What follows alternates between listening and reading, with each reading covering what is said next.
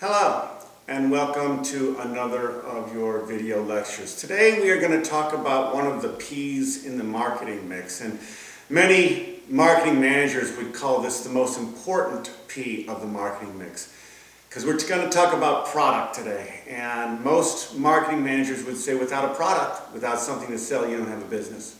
So products are the most important, and they truly are. Everything starts really with a target market and then something to satisfy the needs and the wants of that target market. And generally speaking, it's a product. Now, I also lump services into that product, like a haircut or lawn mowing or something like that. But really, products also come with services. And we're going to talk a lot about products and services in this chapter. Now, we're not going to go too much into strategy.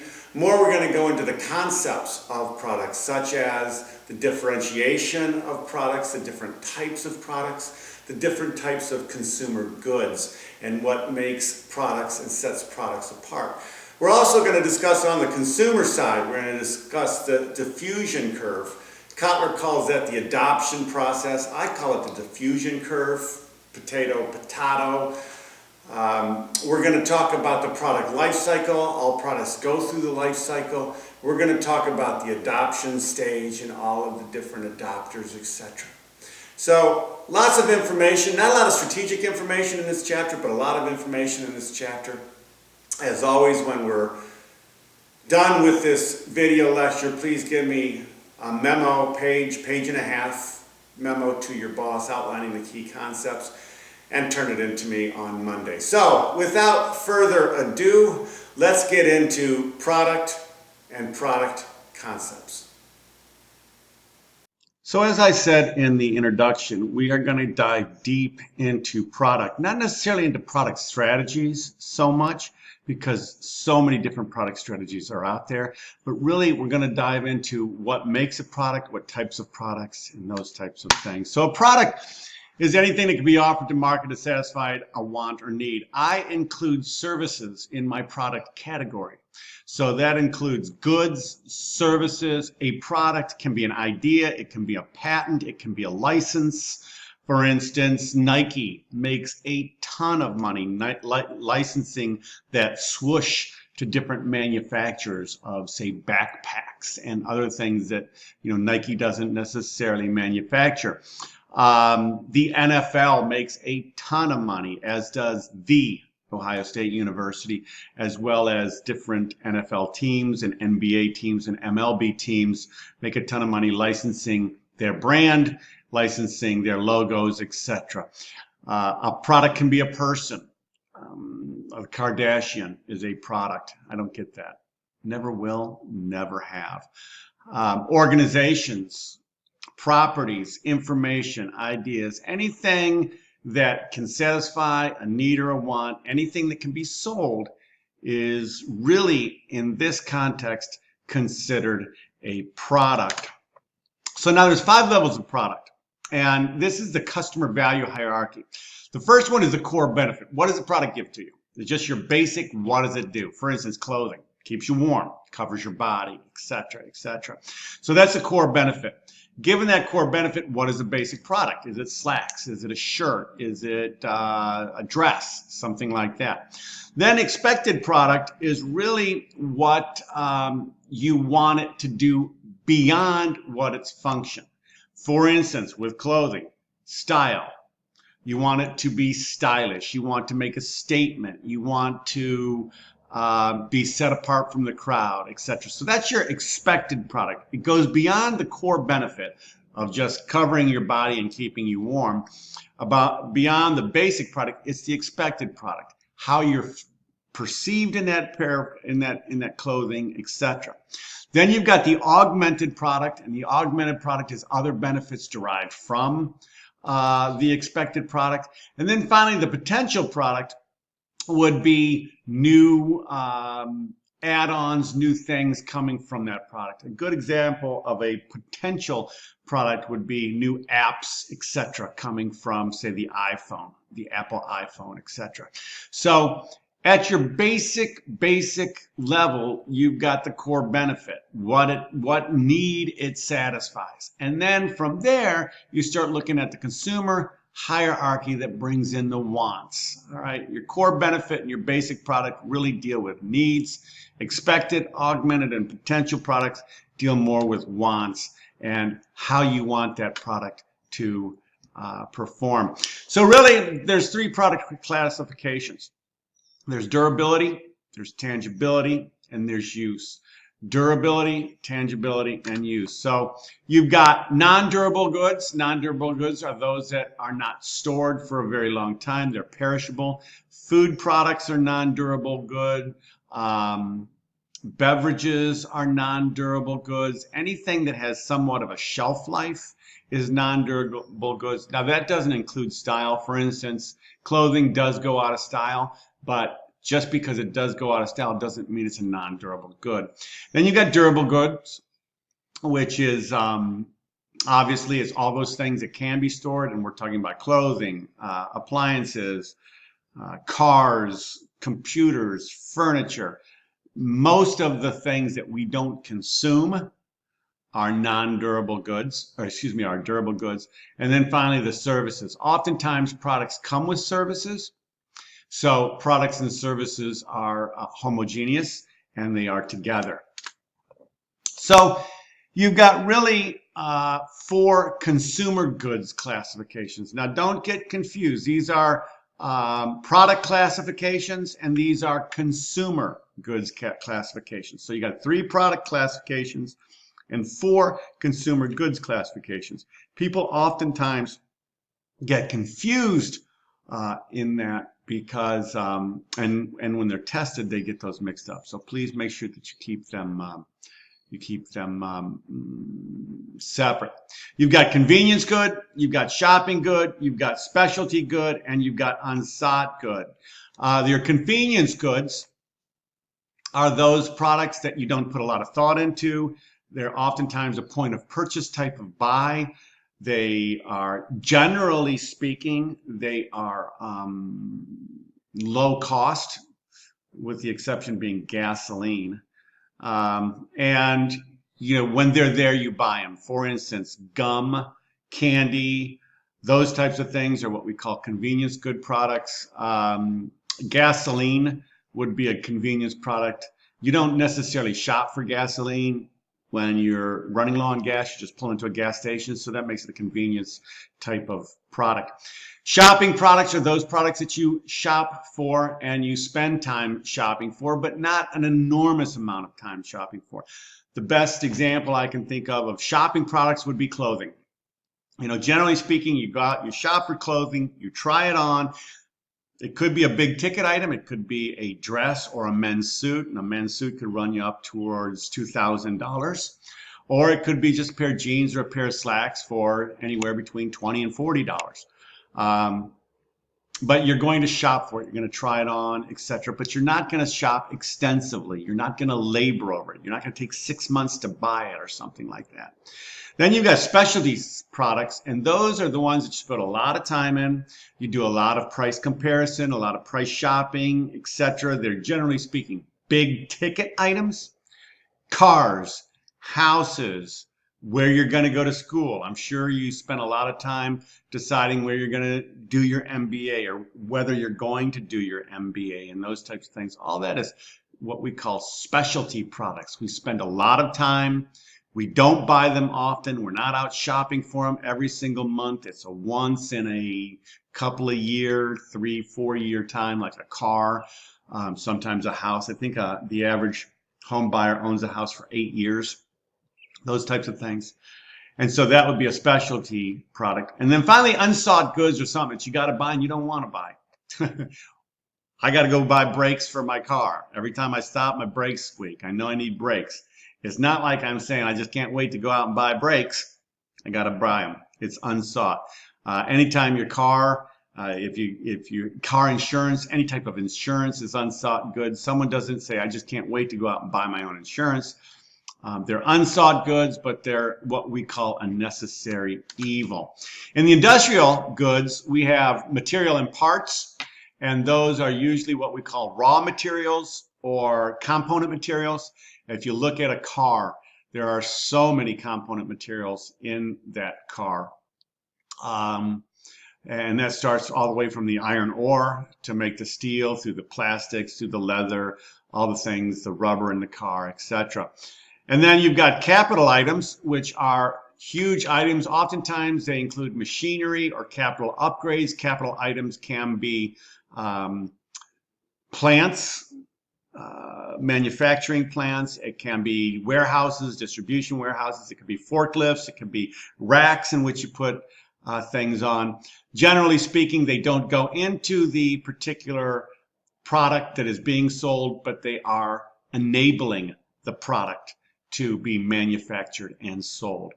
And then finally, the last one would be business supplies and business services. Consulting services, all you accountants out there, you're going to make your living that way as being an auditor for different businesses, or you're going to be a CPA and you're going to do services and provide services for different businesses, especially if you are working for, say, a big public accounting firm.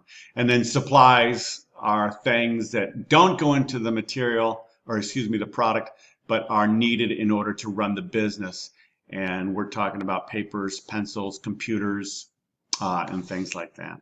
Some people would call computers a capital item. Because they're getting less and less, lower and lower costs, I would call them supplies, but you know, that's kind of a gray area right there. So product differentiation, how do you differentiate a product? Generally speaking, the first cut of product differentiation is quality. Performance and conformance quality, what you see right there.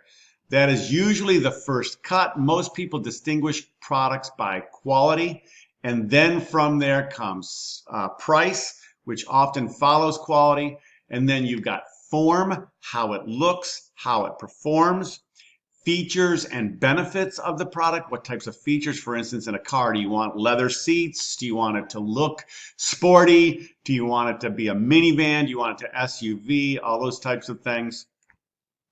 Durability, how long it lasts. Oftentimes people associate durability with quality, but that's not necessarily true. You don't want something that's going to wear out very quickly, but that doesn't mean it doesn't have high quality. Reliability, how well it performs up to what it's supposed to perform to. Repairability, style, and customization. What Kotler doesn't talk about here, and I think truly is a huge deal, is brand. And oftentimes brand does have quality components, durability components, reliability components, etc., etc.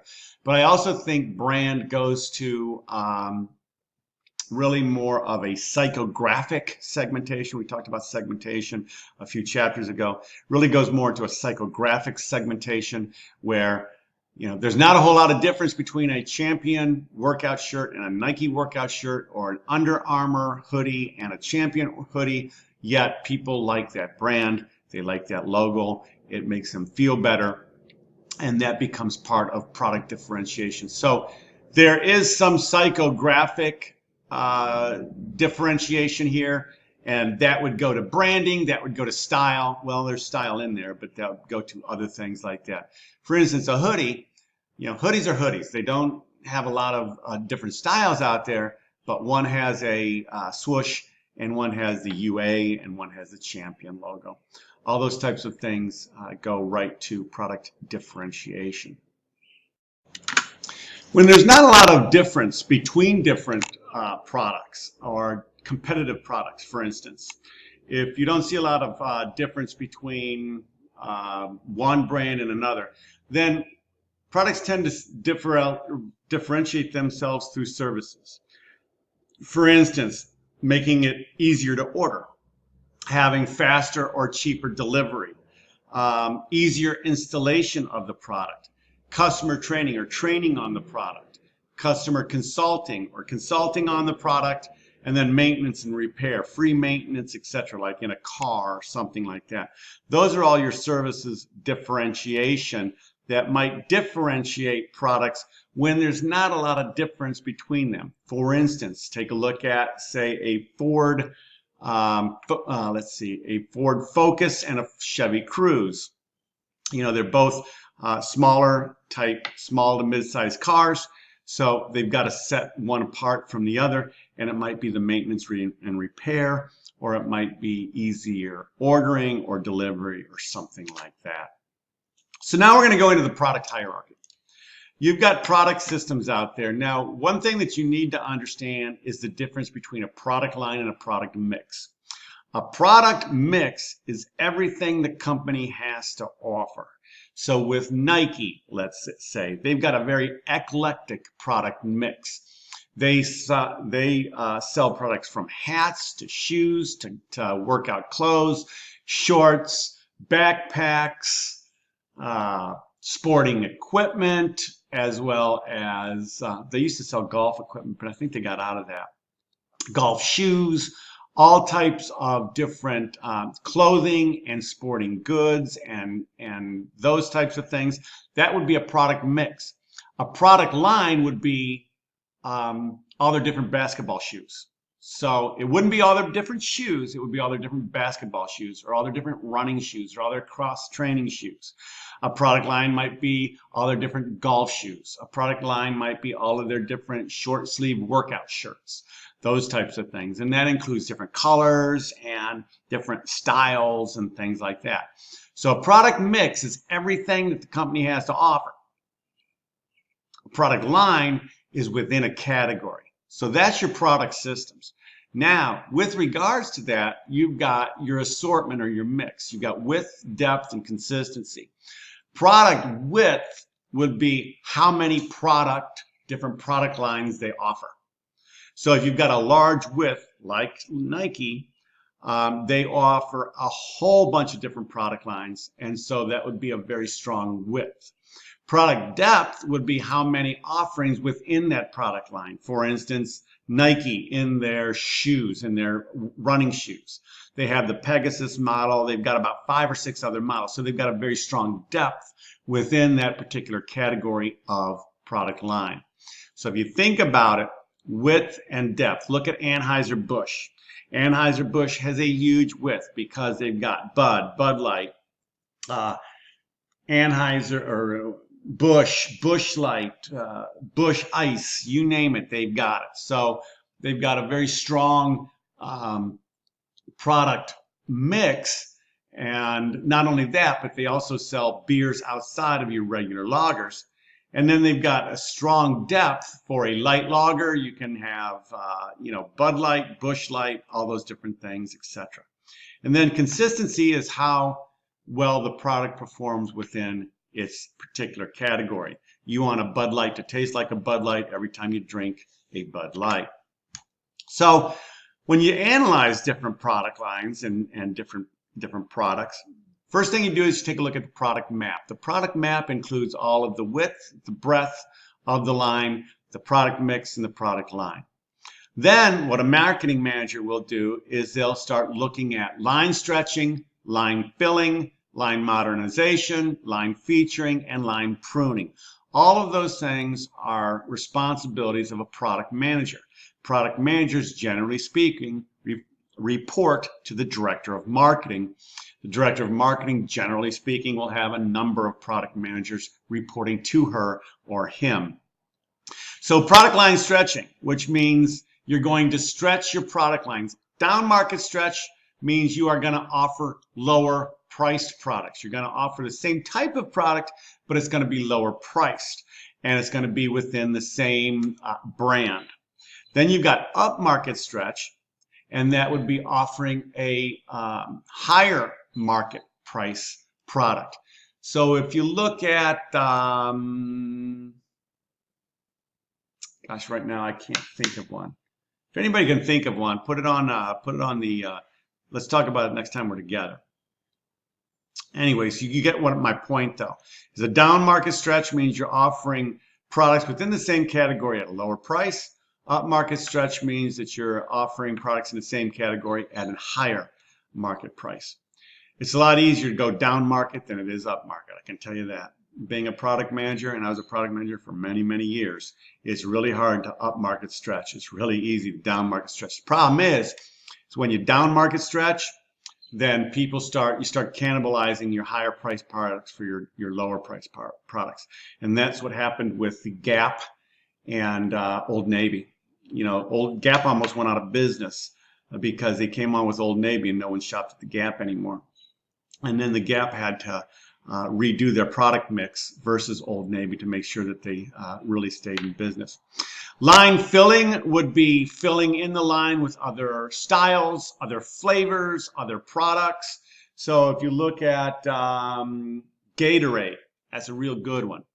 They really started with that lemon lime, right? Now they've got all kinds of different, they filled the lines with all kinds of different flavors with the berry blast and the red Gatorade and the blue Gatorade and all that other stuff. I stick with the lemon lime myself. Line modernization, meaning bringing the line up to date, and they can do that through packaging, through different labeling, through calling products different names and things like that, but modernizing the line. If you look at Cracker Jack, you know, the little box of Cracker Jack, they have not modernized that line ever. Now, I get it. It's iconic. And people understand, everybody knows a box of Cracker Jack. But boy, that line needs to be modernized. I mean, even to the fries you find inside. I don't get it. Line featuring would be a product line featuring, or a product mix featuring a particular line. The best example I can think of that is Bud Light. Bud Light, out of all the Anheuser-Busch lines, Bud Light is featured most prominently. They don't feature Budweiser. They don't feature the others. It's really, they feature Bud Light. And then line pruning would be getting rid of some of the dogs in your line. And we talked about the BCG matrix, and we talked about some of those stars and dogs and that type of thing. So pricing, the firm searches for a set of prices that really will maximize profits and sales. You could have product line pricing, which means that price on the same line. You could have optional features pricing, which means you have your basic price, but if you want optional features, you pay more. Cars do that all the time. Captive product pricing, which means the stuff that you get on the shelf now is lower than if you would order it customizing. Two-part pricing would mean you price for the product and then also you price for the service. So the product is one price and then you pay more for the service, depending on what service you want. By-product pricing means that you're going to bundle or charge two different prices if you buy it. For instance, I'm not saying this very well. If you buy chips and salsa together from Tostitos, you get a discount. How's that? That's by-product pricing. And then finally, product bundling pricing would be just that, bundling two products together and offering one price for them. The other thing that a lot of companies will do will be co-brand, which means advertising or having a product with two different brands in that and co-branding it. Sometimes it's in the same company, like Heinz. Heinz has a lot of difference, and I think they've got the cheese and the crackers. And so they co-brand with cheese and crackers and they package it in one. Sometimes it's a joint venture like Perry's ice cream and Hershey's chocolate chips. Sometimes it's multiple sponsored, where you have a concert that's sponsored by two brands, Intel and Microsoft, or you have a new launch and the new launch is sponsored by two brands, Intel and Microsoft. For instance, Microsoft brings out a Microsoft 10 and it only comes with Intel. They won't sell it to the AMD or the other chip makers. And then sometimes the retailers will do co-branding and put them in the same category and they'll brand them together themselves. And then ingredient branding, now I said the Perry's ice cream and the Hershey's chocolate chips, that's not really what I'm talking about. Ingredient branding would be, what's a sweetener? I used to call it saccharin, but I don't know. You know, the artificial sweeteners. Give me a brand of artificial sweetener. Artificial sweetener in a diet soft drink would be a co-brand. Whereas both brands go in to make the product. The product cannot be separated without those two brands. So when you buy a Ron Sicker soft drink, it has a particular sweetener with that to make it diet. And the only time you can buy that Ron Sicker soft drink is with that sweetener in it. So they're co-branding the Ron Sicker and the sweetener together. That would be an example of ingredient branding. And then finally, packaging. Packaging is including a lot of different things. Packaging including the physical packaging, what protects the product.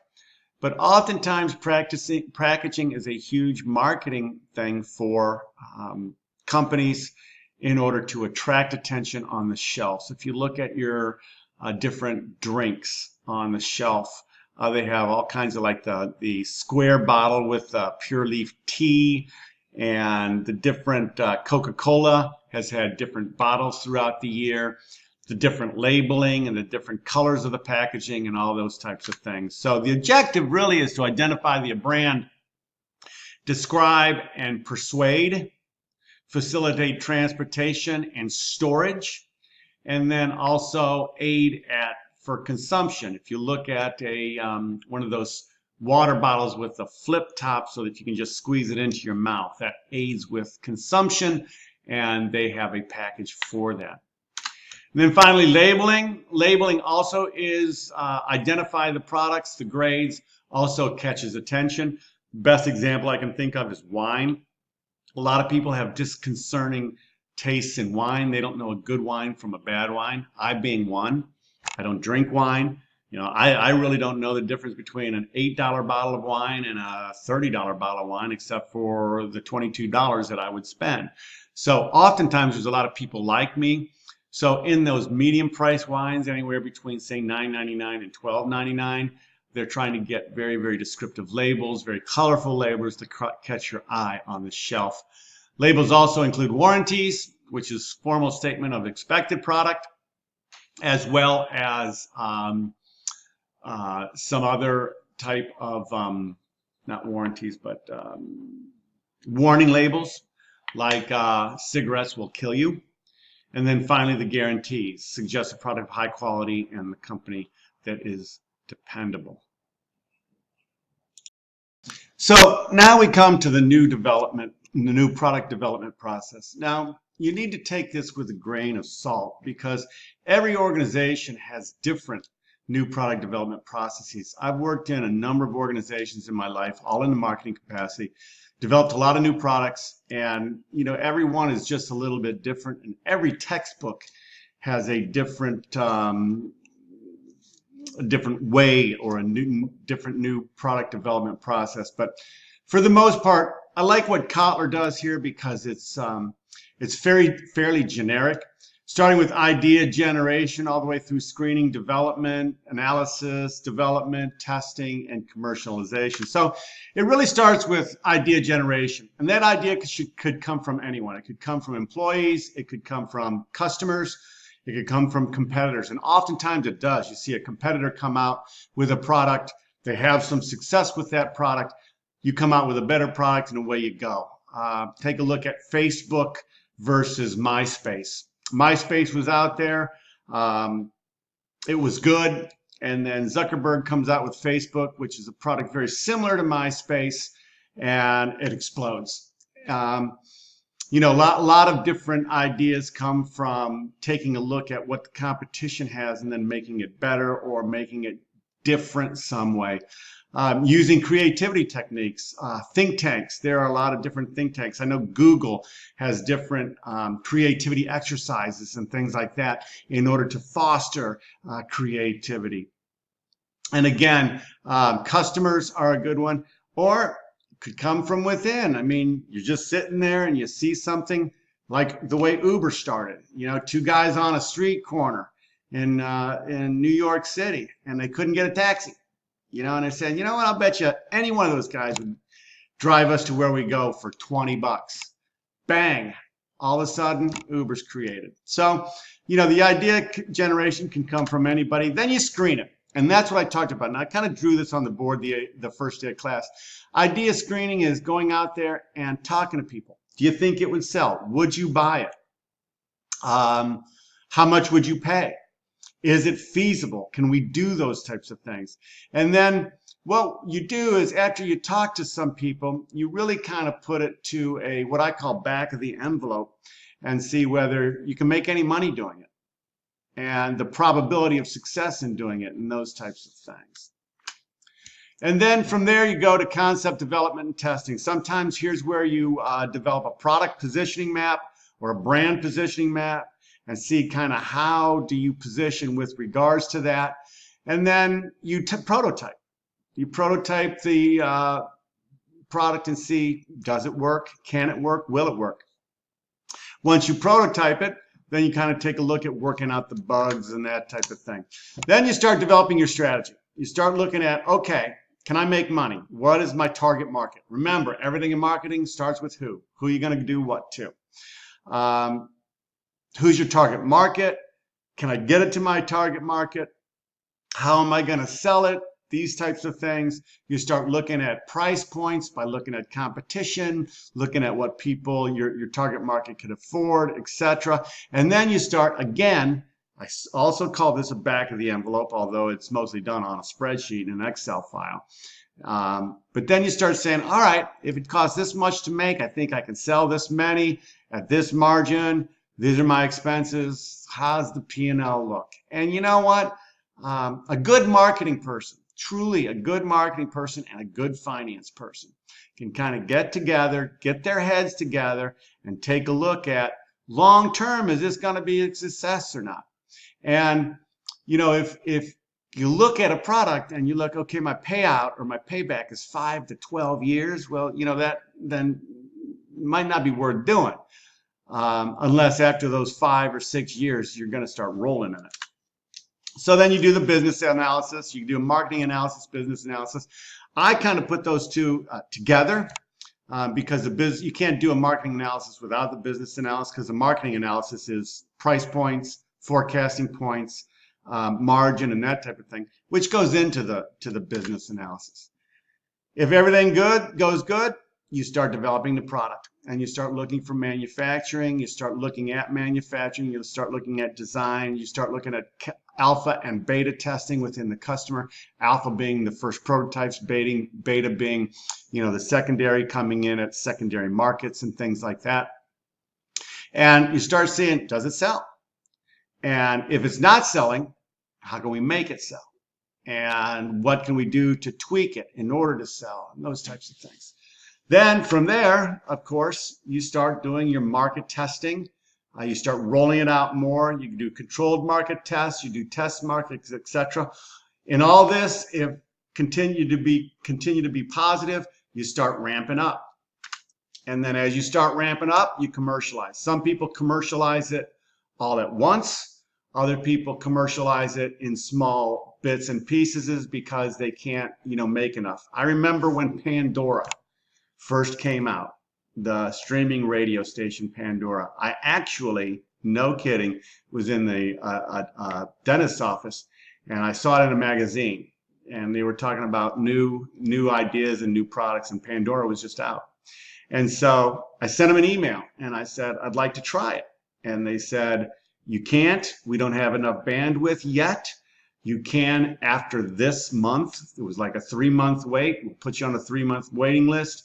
And then after 3 months, you can get in. So at that point in time, Pandora just didn't have the bandwidth in order to have that many customers. So it was what I call a rollout type of commercialization.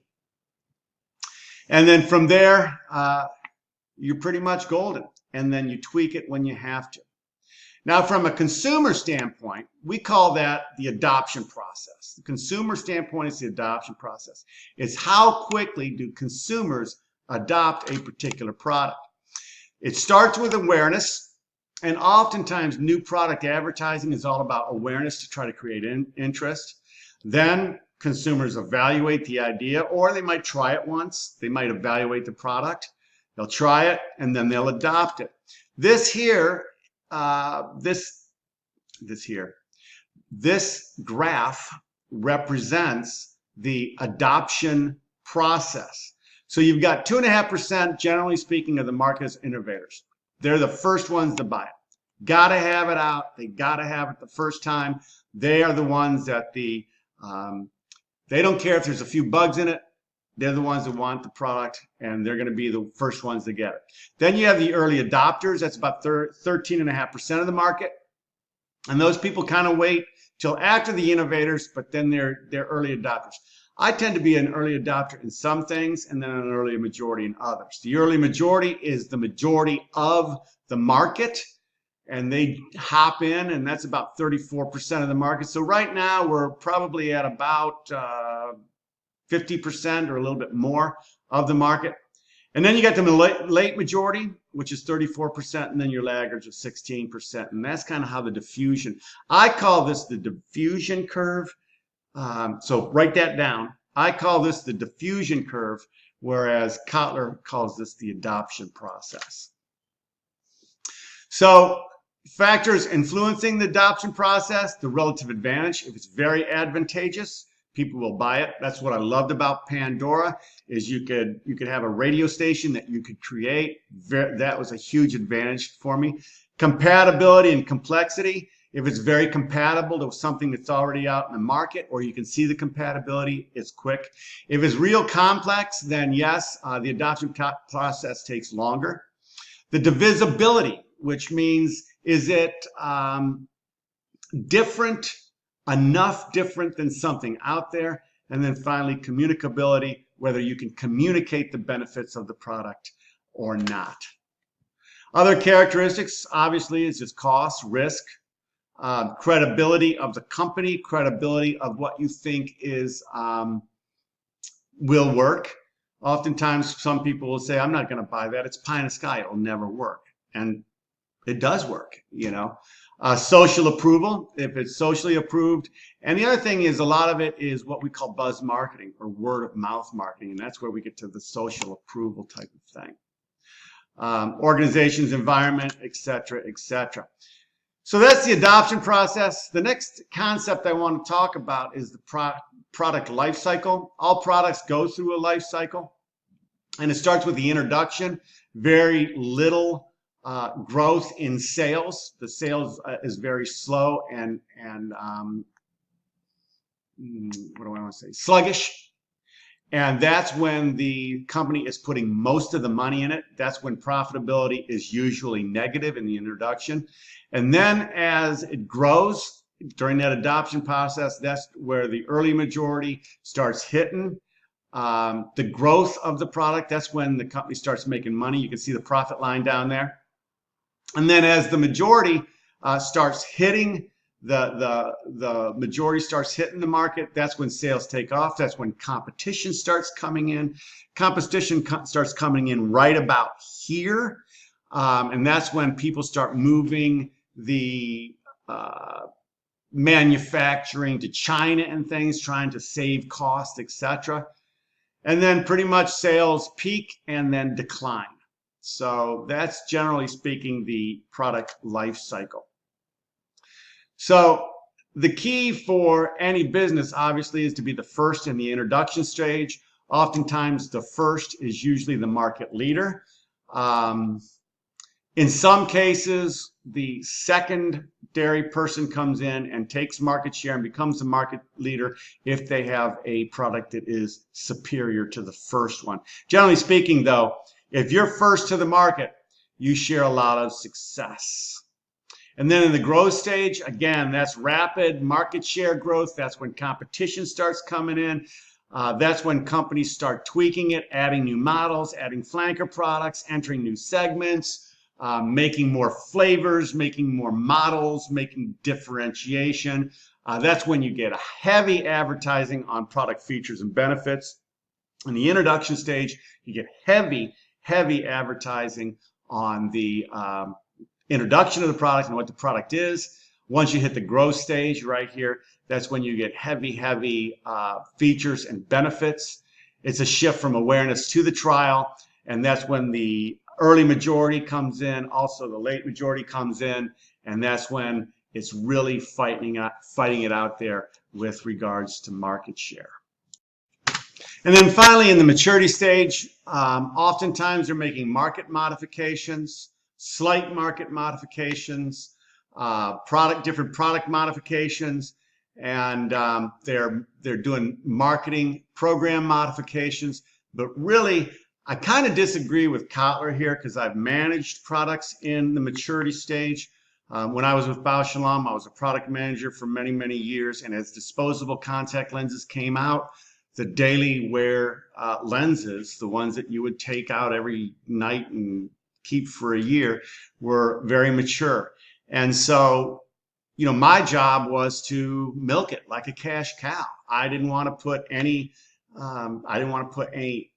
money into it. I just wanted to milk it as much as I can and keep that revenue stream coming in. And that revenue stream was driving the disposable revenue stream. So oftentimes in the marketing stage and the maturity stage, you're making slight modifications, but really what you're trying to do is milk it like a cash cow and let it feed the newer stars or the problem children, depending on which way you want to go and where you sit on the BCG matrix. And then finally, in the decline stage, you harvest as much as you can, and oftentimes you divest.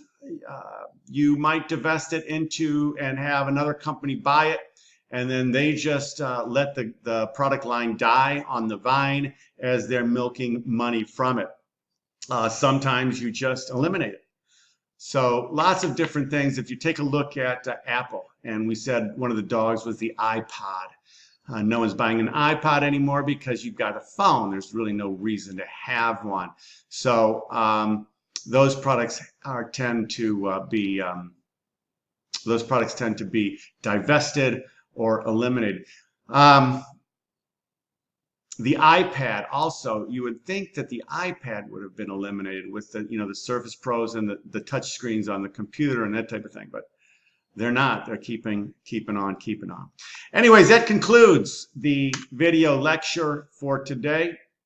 Here's your assignment. As always, write a memo for the key takeaways from this lecture to your boss, 1.5 to 2 pages, double space, 11-point font. Turn it in to me on Monday when we are together. I am looking forward to getting together with you again on Monday. So far, so good with regards to the semester. And until then, I'll talk to you later.